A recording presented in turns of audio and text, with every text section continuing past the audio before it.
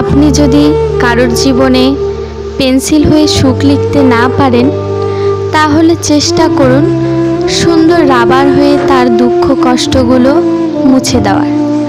মানুষের খারাপ সময় সারা জীবন থাকে না, কিন্তু খারাপ সময়ে যারা খারাপ ব্যবহার করে তাদের সারা জীবন মনে রয়ে যায়।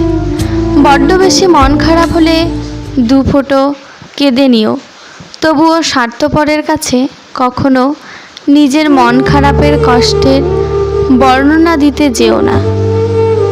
যখন বৃষ্টি শুরু হয় তখন সব পাখিরা কোথাও না কোথাও আশ্রয় খোঁজে, কিন্তু ঈগল বৃষ্টিকে এড়িয়ে যায়।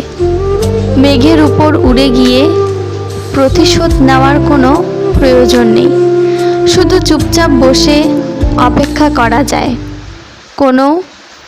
যারা তোমাকে আঘাত দিয়েছে তাদের শাস্তি অবশ্যই হবে।